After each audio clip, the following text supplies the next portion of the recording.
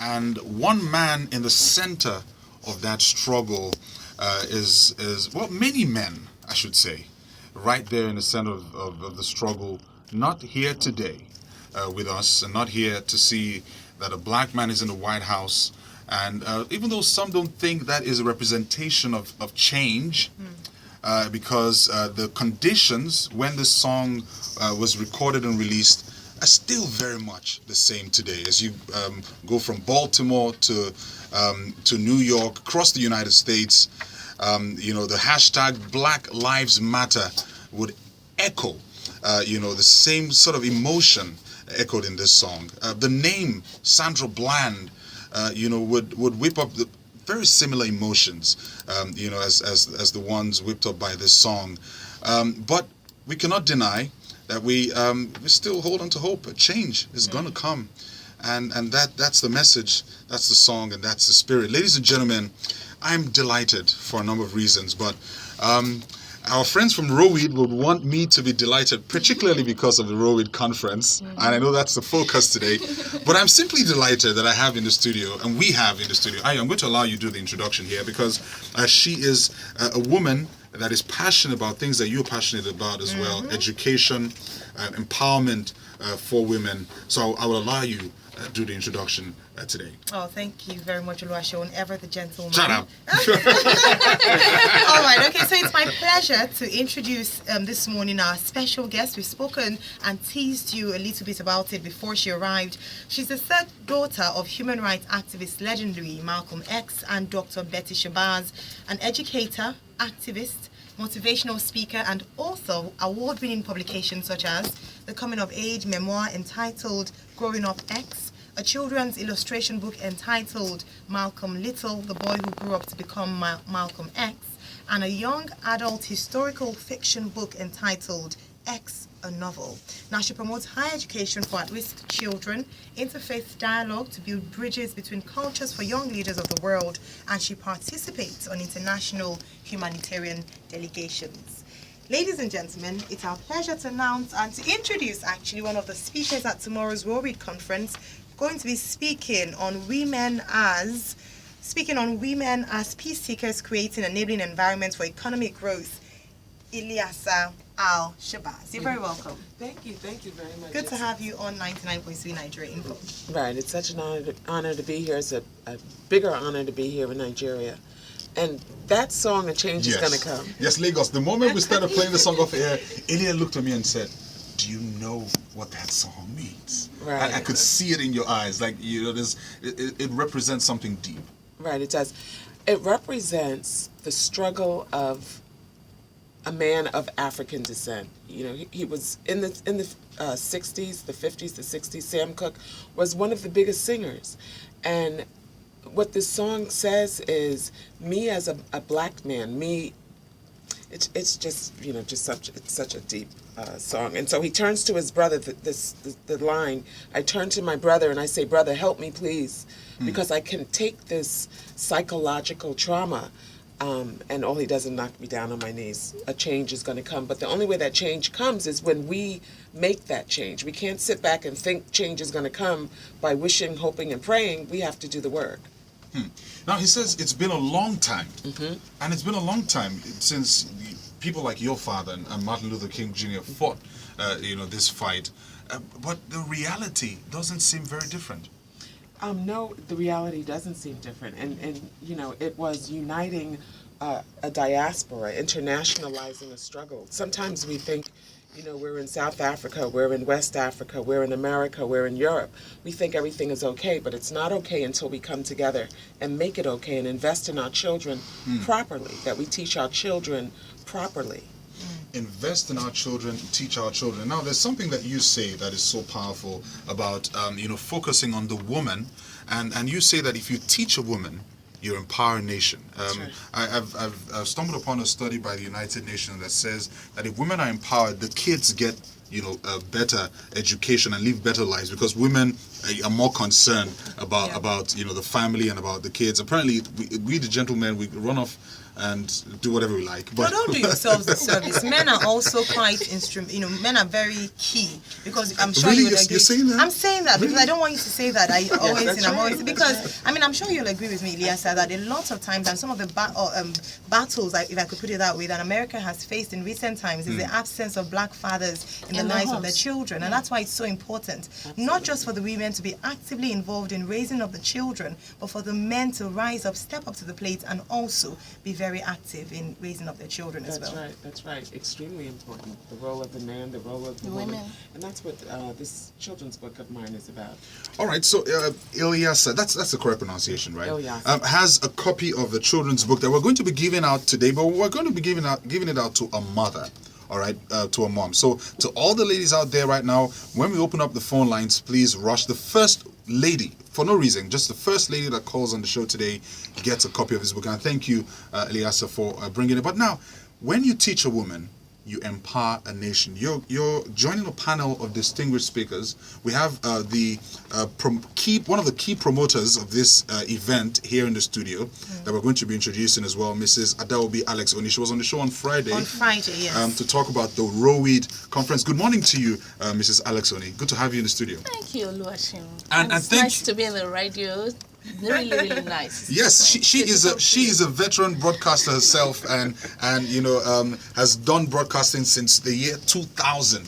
So she's been in it. She's our Egbon Oga at the top. She's our mentor. We salute you, Mrs. Alex Oni. Unfortunately, I'm black, so no colors are actually blushing. Oh. All right, Mrs. Alex Oni, you. And other promoters, including Mr. Olajide Alex Oni, who's in the studio as well, have brought Ilyasah all the way from New York for this ROWEAD conference. You want to tell us why?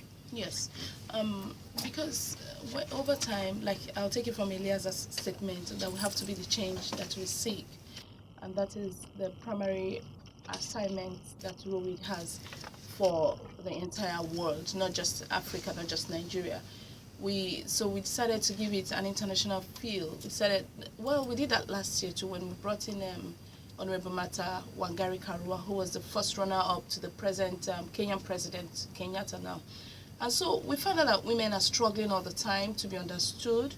Women are struggling all the time to put forth their ideas and not be misconstrued.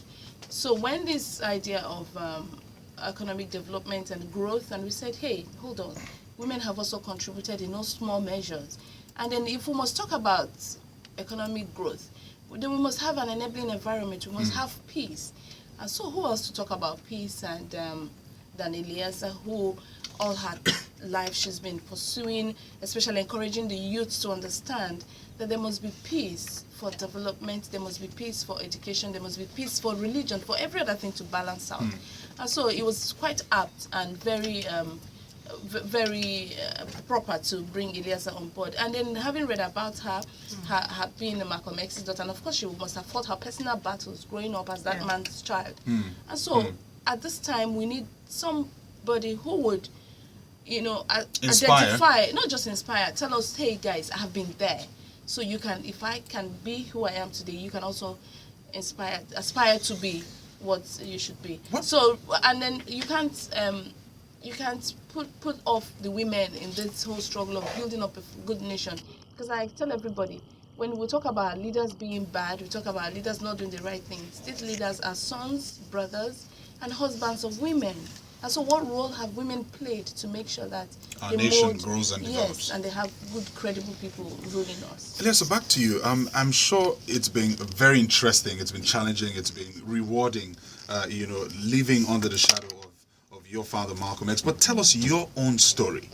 You were when he was unfortunately assassinated, and I'm sure that's a story. I mean, it would take us a lifetime to hear that story. But tell us about your own journey as a woman, finding her place in the world, building her own business and her own brand. Well, I've always relied on the strength and the power of my ancestors, and what was important to my parents was making sure that I understood that legacy from whence I came. And I think that, many times we think history is not important, but it's extremely important. so I never ever lived a life of bitterness or despair. I, continued to invest in myself, to grow, and continue to empower young people around me. I think it's absolutely critical to understand the goodness of our of that legacy.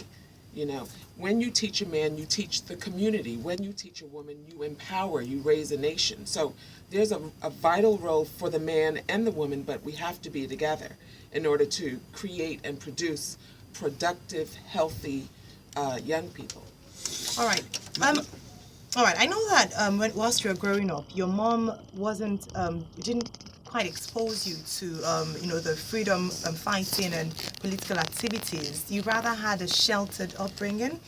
What made you want to find out more, to fight for this, or to want to find out what the legacy of your father was, that you wanted to pursue it and stand up, not just for black people, but for women, people who were oppressed, people who were facing discrimination? What inspired that?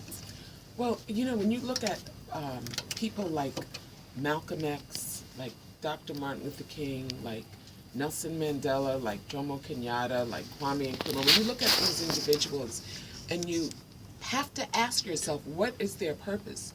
What are they seeking? They're seeking peace, justice, equality for their people in their own land. And so understanding the injustice and seeing that they are, or I am a reflection of them, makes it extremely, crucial, vital that is a part of my legacy, as it is a part of your legacy and her legacy and his legacy. That it's important, again, that we invest in our children and that we have to leave this place better than when we came. Exactly. Now tease us a bit with some of the things that you'll be sharing at the ROWEAD conference. And we've told you about it. ROWEAD is the role of women in emerging African democracies. You'll be speaking on women as peace seekers, creating enabling environment for economic growth. And I can see that you have a passion for kids, because you've talked consistently about how women need to be set to give the best to the next generation and nurture that next generation. Do you have kids? I don't. Okay. I'm biologically birthed, but everyone brings their children to my house and they leave them. Leave them. Do you think that, because your mom was a phenomenal woman. Right. She was a strong force working with her husband Malcolm X, and even after his passing, she still kept it going and raised 6 children on her own. Did her life in any way influence you in terms of who you are today, what you're fighting for, what you stand for today? So it's a compound question. Yeah. Absolutely, because my mother was only in her 20s when she witnessed her husband's assassination, right? My father traveled the globe when it wasn't popular to travel the globe. He was in Nigeria in the 60s, at 64. Absolutely. He was in Nigeria, he was he was everywhere throughout the continent. I'm searching for solutions to the human condition that would oppress its fellow brother and to unite the diaspora. We think, I'm Nigerian, I'm not talking to the Ghanaians, I don't like the South Africans, and it's same at home. I'm from New York, I don't like California, I don't like Michigan, and what brings us together is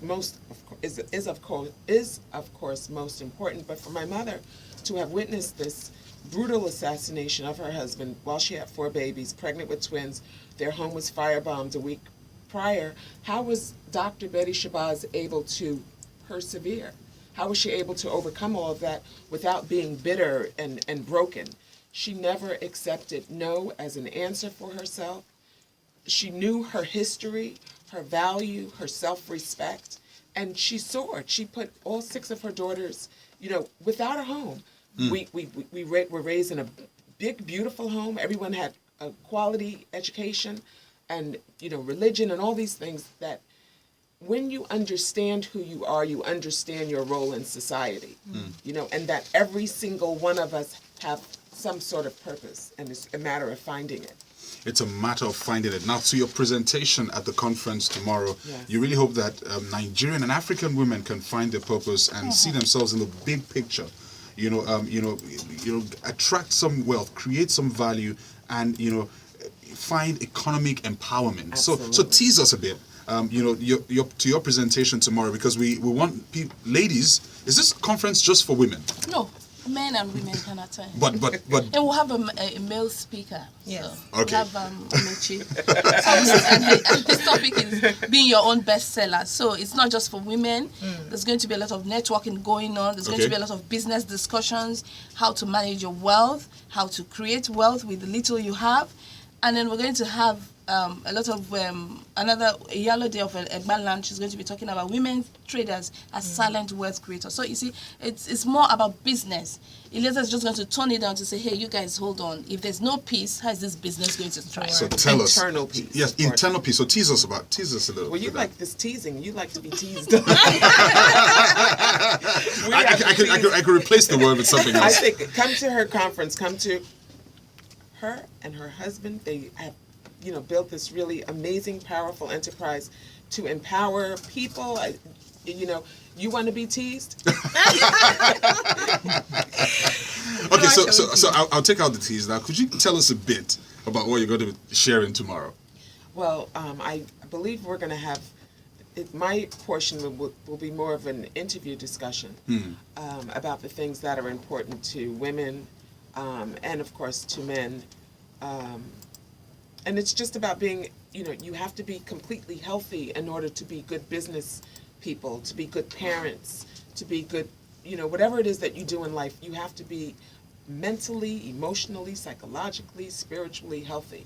And so, and so that's... Time won't let me ask all the questions that I need to ask. But when I was reading your bio, a part that stood out for me was the part where she said that you promote interfaith dialogue to build bridges. We're in a country that is very diverse. We have, 1,000,001 ethnic groups. The recent elections highlighted the differences and a lot of tensions along those lines. There's Yoruba, there's the Igbo, there's the Hausa, there's different people trying to push their own agendas. Now, you have experience in this area trying to build bridges, encourage interfaith, inter-ethnic dialogue. What would be your word to Nigerian men and women now talking about internal peace that is required for progress? When it's all said and done, we're human beings. And, when you look at the history of Africa, it's not about just Nigeria or being Igbo or being Yoruba. It's not just about, West Africa, East Africa, North Africa. Look at where we are around the world. If you travel, I don't want to... You have to have these personal questions. And the only way we are going to be progressive is when we come together. And when you look at all of those pioneers... When you say we, are you saying the black nation? Absolutely. Absolutely. It's the only way we're going to ever come together. In the 1700s, 3/4 of the population, of the world population, was black, was of African ancestry. And so to keep looking at what divides us is going to absolutely destroy us.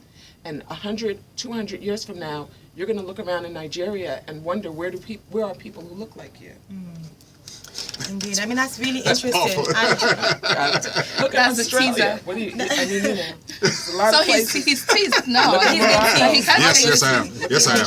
But Sufficiently. I think it's really important and critical, particularly in at this point of our nation, where obviously you probably have heard and know about Boko Haram, terrorist groups around the world, not just in Nigeria. And these groups have said they come from a religious ideology, whilst people are contesting that it's not religion, it's actually people's wickedness. It comes from a wicked heart, nothing to do with religion. So it's important for people to to hear about these things, religious tolerance, because more and more when we hear incidences of such attacks, the intolerance of people to other religious beliefs is higher. Obviously, because you're thinking, it's this particular religion, it's this particular cultural sect. So more than ever, we need to hear that. We need to hear that. We need to promote that. So it's great that you're speaking about that, and probably would touch on that tomorrow as well. And going from what Ayo has just said, very strongly, another great American is on the continent. He will be addressing the African Union today, President Barack Obama, and he's expected to speak on security. We have this challenge And I'm sure, I mean, America is no stranger to counterterrorism and counterinsurgency, but at the heart of it is the ideology. Absolutely. And we've said that more Muslims who are moderate, who do not subscribe to this, need to speak out. What would you say about the counterinsurgency and counterterrorism war right now, especially the ideology feeding it? Well, I think that, understanding again that, when it all comes down to it, it's individuals.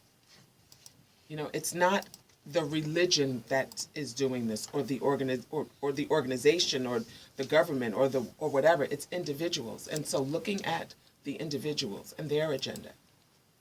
So the agenda you don't think is firmly a religious one? Oh, absolutely not. Do you think governments are doing enough to identify these individuals and get them? I think that when these individuals come together with an agenda, whatever that agenda is, that's the only way we're going to end a lot of these things that are occurring now. All right, ladies and gentlemen, time will not let us go on and on. There are 1,000,001 questions that we can ask. But Ilyasah also serves as trustee for the Harlem Symphonic Orchestra, the Malcolm X and Dr. Betty Shabazz Memorial and Educational Center, and the Malcolm X Foundation. She's also a member of the Arts Committee for the New York City Opera. I can see a lot of arts, in there. Do you sing? Do you theater? That's why you connected, because Sheon is obviously our artist in the studio. I don't sing. Okay, so I would love to sing, but I don't. But you appreciate it. What are your hobbies? What do you do in downtime? At downtime, I love the water. I love horses. A lot of things. I like poetry. Oh, talking poetry. Apparently, recently there was some event the Hillary Clinton organization put together to remember your dad, and yes, the Hillary Campaign Poetry Slam that celebrated Malcolm X. You heard about that, right? Yes. And what do you think about it? Oh, I didn't go. I didn't see it. But I think just the initiative was great. That's great. All right, now, just before we go, we need to definitely talk about the ROWEAD conference, how to register. And remember, we're taking that call for the book. Okay, all right. Are you sure we'll take the call on Twitter? Yes. We'll take it now.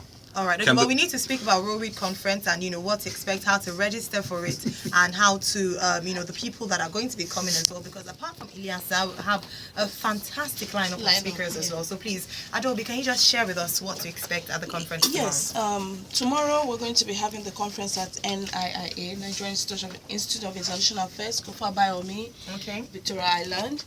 And like you said, we have speakers lined up. We have Professor Woshika. She's going to be speaking on education, a necessary tool for every woman to be empowered with. And then we have Amechi Okobi, Mr. Michael Amechi Okobi, who is past president Toastmasters, is going to be talking about being your bestseller. And I also want to say that Access Bank, that is very instrumental to this initiative, seeing the light of day today. Amechi is also one of them, and he's a group head corporate affairs, and so he's going to be bringing all the communications, how to be your bestseller to the table. So guys, if you're listening, you have to just come in, not just sit here and wait for us to tease you. And then we have the Yellow Day. She is first female vice president of NASIMA, which is Nigerian Association of Chamber of Commerce. Industry, Mines and Agriculture. Thank you, Oluwaseun. So she's going to be talking about women traders, and then we're going to have exhibitions. We're going to have women traders come and exhibit. We're having the tie and dye come from Abeokuta, so it's very key. Now, I want to quickly say big thank you to our supporters. It's not, this has taken a lot from my biggest fan and benefactor, who is my husband here. He's done quite a lot. In fact, sometimes I'm like, how do you even manage? But he just says that because I believe in what you're doing, I just have to keep supporting you. Excellent. So I'm really glad I married a man like this. And so I want to say big thank you to Access Bank. I want to say big thank you to Access Bank. And they always come through for us, and it's a big plus that they identify and believe in what we're doing.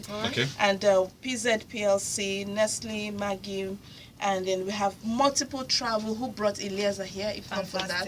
And then Heritage Bank also is coming on board, and so we want to say big thank you to all of them. Tomorrow they will be all there, and they're going to give more information.